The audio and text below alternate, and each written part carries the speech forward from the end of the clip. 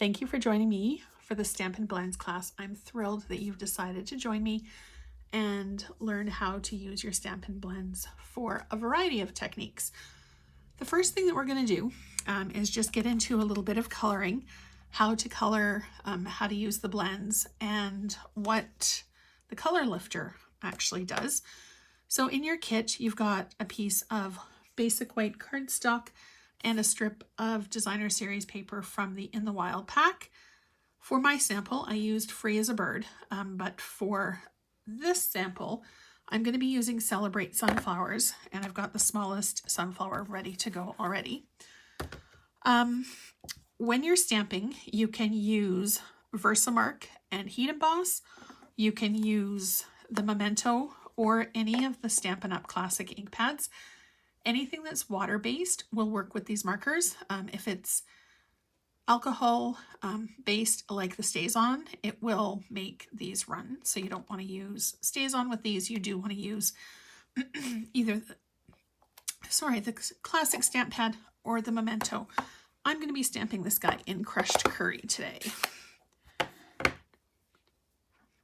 Okay, so I'm just going to ink it up and place it on my card. That looks like a good placement for it. And just give it a quick little second to dry. Now you can use the Stampin' Blends on any of the Stampin' Up! Paper. It will work. If you're going to be doing a lot of coloring, I would maybe recommend using the basic white thick. It's just a little bit thicker, but you can color on this as long as you're using a base layer. You may get a little bit of bleed through, so you might want to layer it over something else so you don't see it through the card. Okay, our ink is dry. Now we're going to start layering the colors. I've got the Light So Saffron and Dark Daffodil Delight. So when you've got your colors, the more you stack it, the darker it will get. And then if you take your dark color and go over it with a lighter color, it'll blend it a little bit better. So I'm just going to go ahead and color our entire sunflower. Now, I'm not being too terribly picky about this because I am coloring the entire thing. But if it was a little bit finer detail, I would use the fine tip, and I'm going to be doing that for the second part of our sunflower.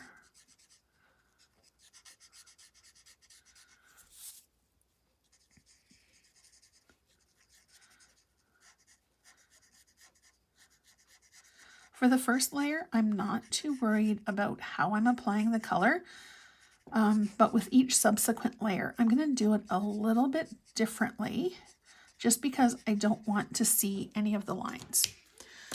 So I'm going to take our Dark Daffodil Delight, and where there's natural darkening of the stamp set, I'm just going to go over it with my marker.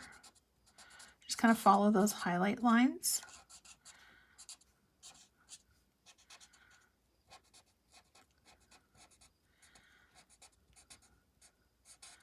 It's really quick and easy. All right, so you can see that I've got both of the colors layered.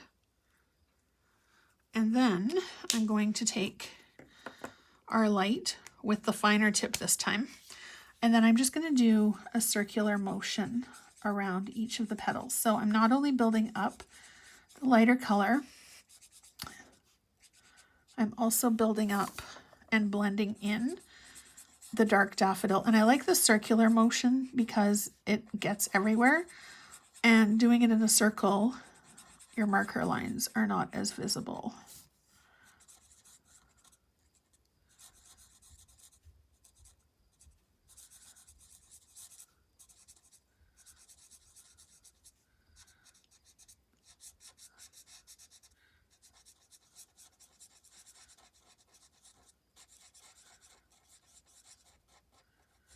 Okay, so there's our sunflower. You can see that there's a little bit of bleed through onto the other side, but not a big deal. Now for the leaves, I've got the light and the dark Old Olive. I'm going to start with the light. because the leaf area isn't terribly large. So it might be dark enough, but I will go over it a little bit with the dark for the shaded parts. Now, I don't generally use the color lifter a whole lot. It is handy if you make a mistake and you color somewhere where you didn't intend to, or I'm just going to outline here. Or if you go outside of the line a little bit, it will help. It doesn't necessarily completely erase the mark because I found the more that you go over it, it can pill the paper. But it will definitely lighten some of it. And I'll be using some of the leaf on the leaf because it did go a little dark on me here. So I'm just going to bring in the light again and just do a color over.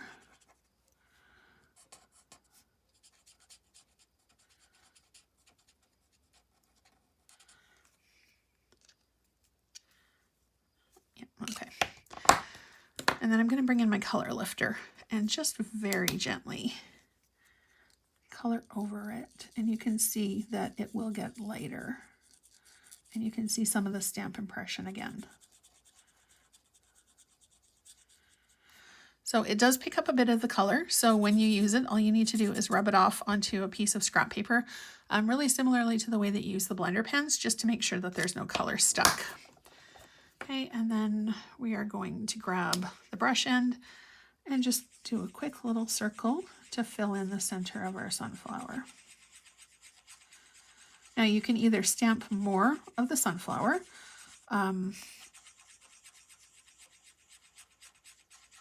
or you can fussy cut it and just use it as an embellishment piece on another card that you're making. Possibilities are endless when you're creating. I'm just going to go over with the color blender and lift a little bit of the color.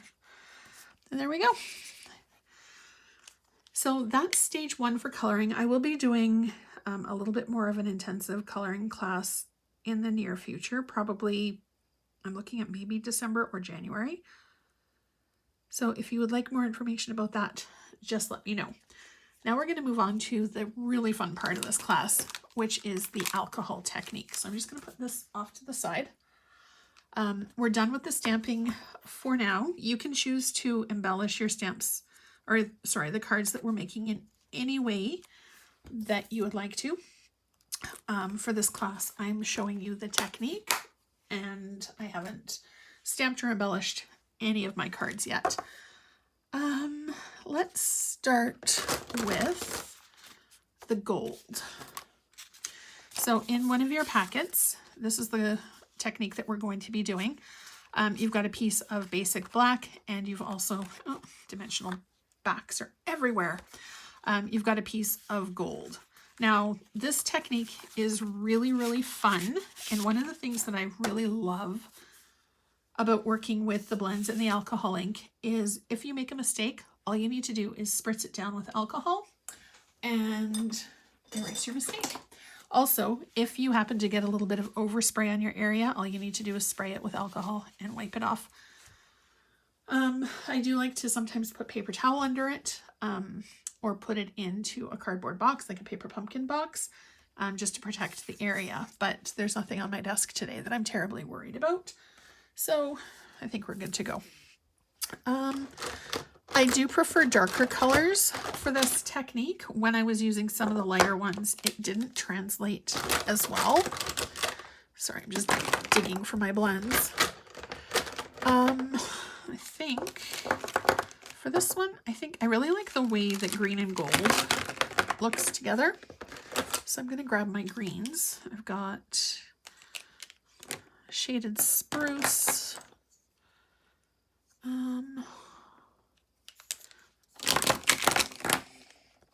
Stick all these guys off to the side when I'm not using them. Shaded spruce, mossy meadow.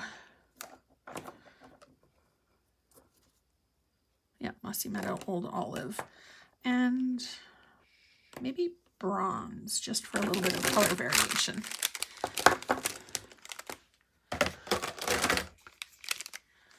Okay, Now, one very important thing to note with this technique is the higher percentage you have of alcohol, the better. I've already put some 99% into one of the Stampin' Up! Misters, but I also have a mister of 75%. So I'm going to show you the difference between the two. So I've got the dark Old Olive here. Okay, I'm just going to color here, and I'm going to color over here. Whoops. Color on this side. And then I'm going to show you the difference in how it's going to work. So this is the 70%. I'm just going to cover this piece up with my block so that it doesn't go anywhere. So the lower number definitely takes longer to dry because it's got a higher water content, and it doesn't have the same flow as the higher content does. I'm just going to cover this side up.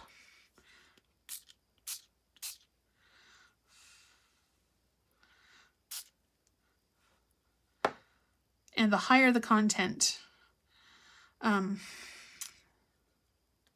oops. I'm just going to give it a quick dry with my heat tool.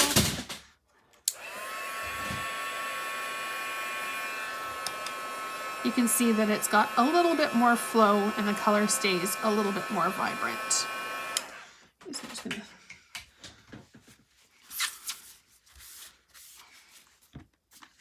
give this a wash so that I can use it for our next piece.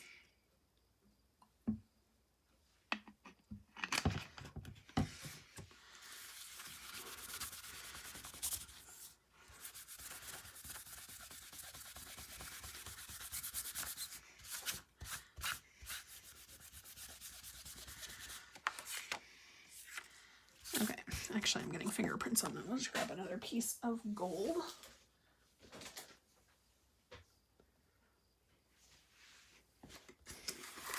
Oops.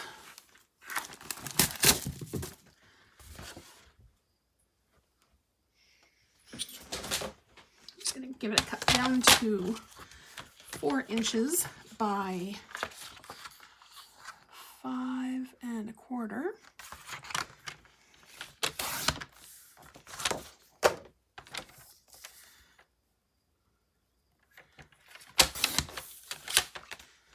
All right.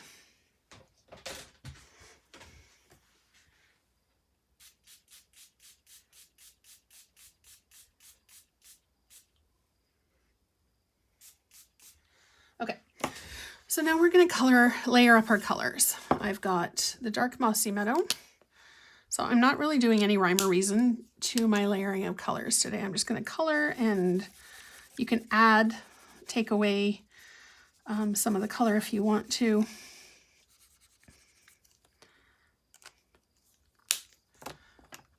Old Olive, I'm going to do over this way. I really like the way that it looks like tarnished gold or aged gold.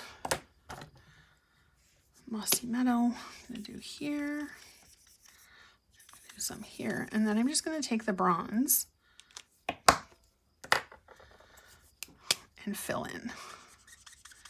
Now the bronze isn't going to show up as much as the other colors do.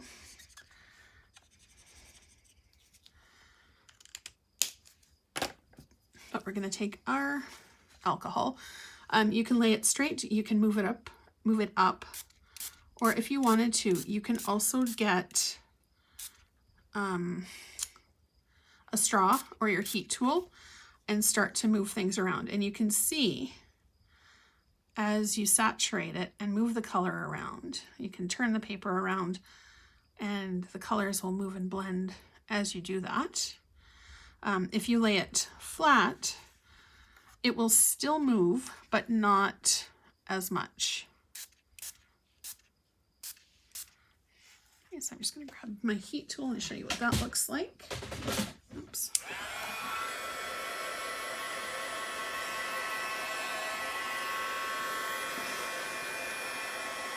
And you do want to be in a ventilated area or have a window cracked when you're doing this, because it does get a little stinky.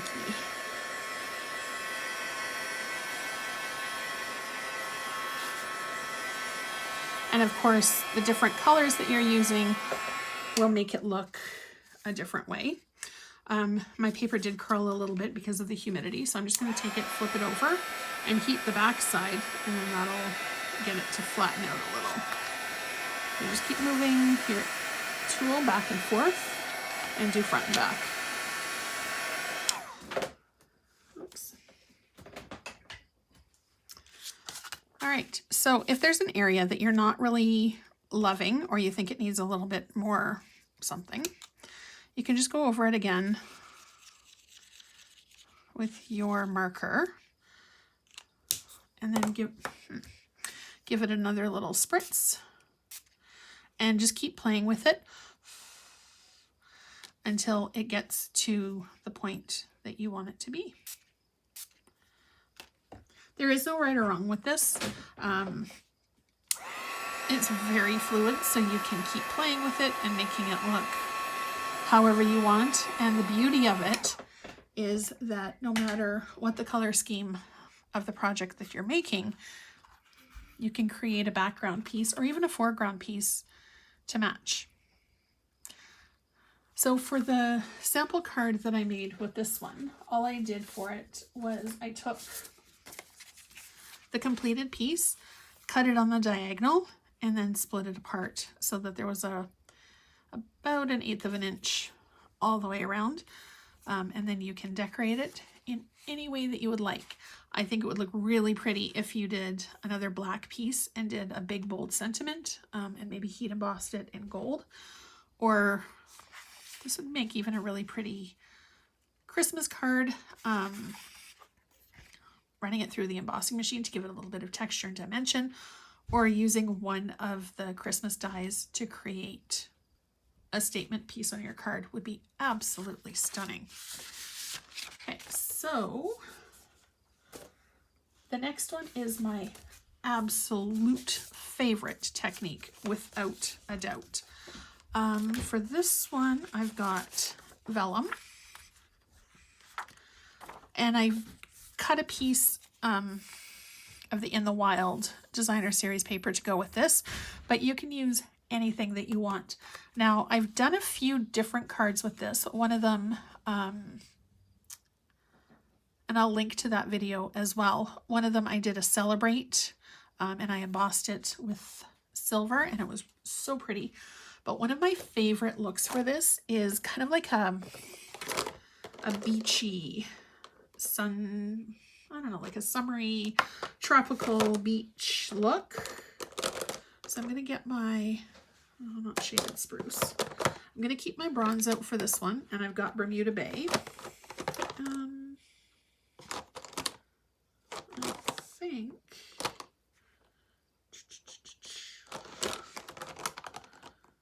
I might bring in the crumb cake as well. Now for this one, to get the beachy look, again, you're going to color it however you want, with whatever color that you want. Because I want it to look kind of like water, I'm just going to do sort of a very fluid brush over with my Bermuda Bay, which is probably my favorite color at the moment. I don't know, my favorites come and go. For a while, it'll be one color, and then it'll be something else. I'm just going to bring this down a bit. Okay. So then we're going to do a mixture, of the crumb cake and the bronze. Now the the crumb cake, where it's a lighter color, won't show up as well, which is why, actually, the reason that you've got your piece of white is depending on the color that you put behind it, your colors might not show as vibrantly as you want them to. We're just going to scribble our bronze. So that's the reason that the basic white is in your kit. If you'd like to use it, you can. If you don't want to, you don't have to. Okay, so we're just going to move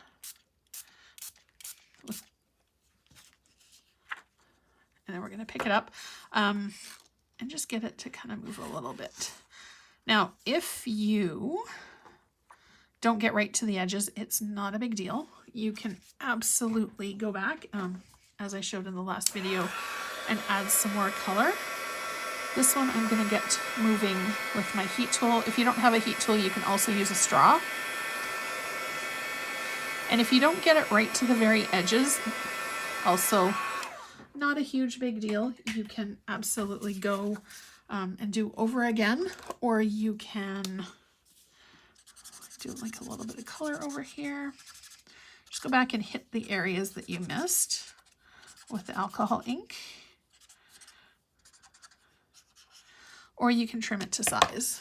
I'm going to add just a little bit more of the brown. Do sort of more of a, there we go. And I'm going to build up the Bermuda Bay just a little tiny bit more. Not in every area, just kind of build up the color just a bit more. There we go. Okay, and then give it another little hit.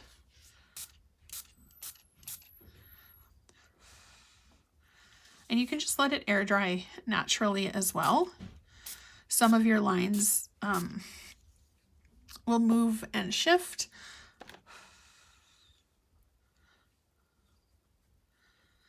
And where the color pools, it'll be darker. Now, one of the tricky bits about vellum is hiding the tape line. So when I'm working with vellum, that's part of the reason that I gave you a die cut piece, was to hide part of the adhesive line. But, oh, I got some on the other side, that's all right. Sorry, just going to give this a quick fan so that my color doesn't rub off when I turn it over.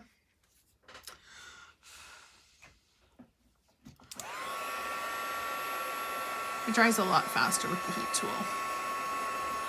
Now, the best tip that I have for adhering your color is either use the Stampin' Seal right at the very, very edge of your project. And because I use the heat tool, I like to go all the way around.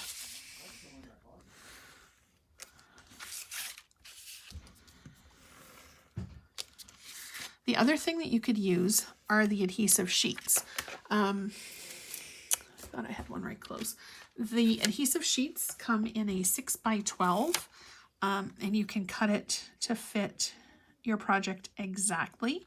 I love to use them for really fine die cut pieces that have a lot of detail in them, so that you can get it to stick without having to worry about any of the other glue coming through. Okay, so there's our beachy theme for the vellum. If you have any other questions about this technique, please feel free to drop me a line, and I will send you the link for this technique as well.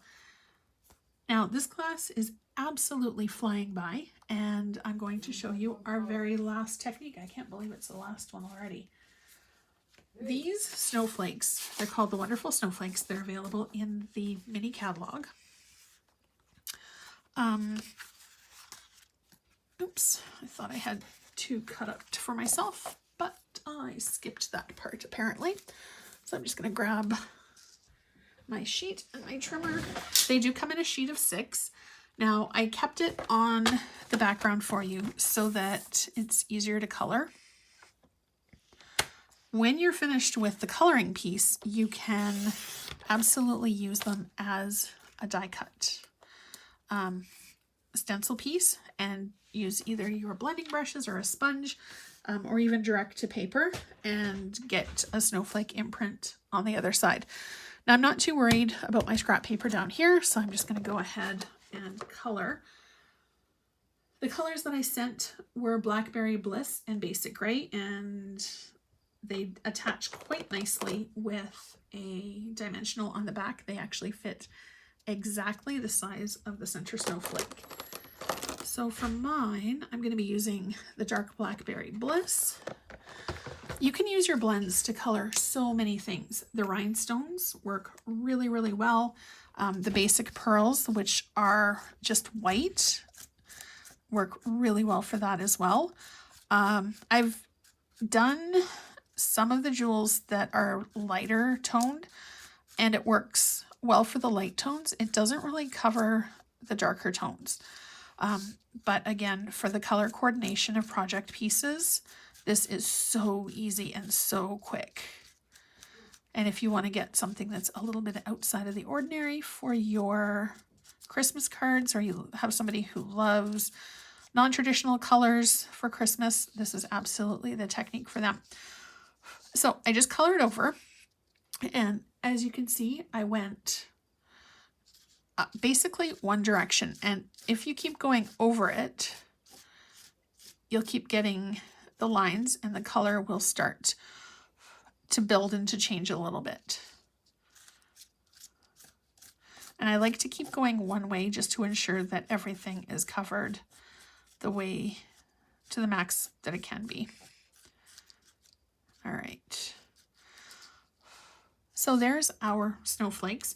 Really quick, really easy. If you wanted to do it a little bit more detailed, you can. Like if you wanted to color each part differently, you absolutely can with these markers. Really, out of all of the Stampin' Up! Products, this is your best bet. If you want to color something that's shimmery, like the acetate sheets, the vellum, the pearlescent paper, it works fabulously on that, and the color doesn't really run. Now you can either leave it just the way it is, and you can actually use this as a background for something too if you wanted to. If you wanted to put basic white behind it, you absolutely can. So you can either leave it exactly the way it is, or you can zhuzh it up a little bit by adding just a quick little spritz. And it really takes nothing at all to get the color moving. Okay, so I'm just going to bring in my piece of basic gray.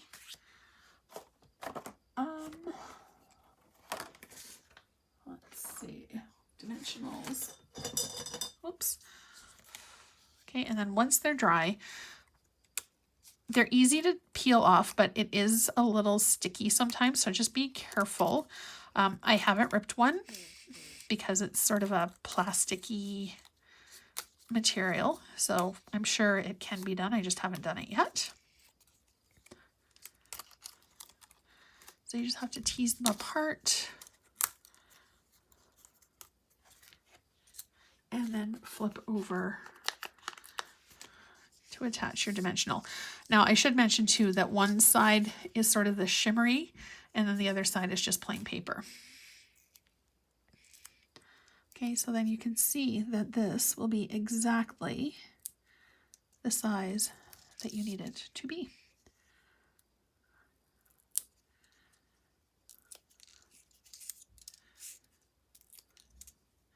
So I hope this class, even though it was really, really quick, gave you some ideas of how you can go ahead and use your Stampin' Blends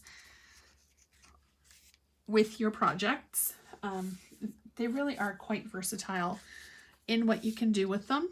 And as always, my best advice is to play and experiment. And if you have any questions at all, please feel free to drop me a line. I will help you out to the best of my ability. Thank you so much for coming, and I hope you have a fantastic day.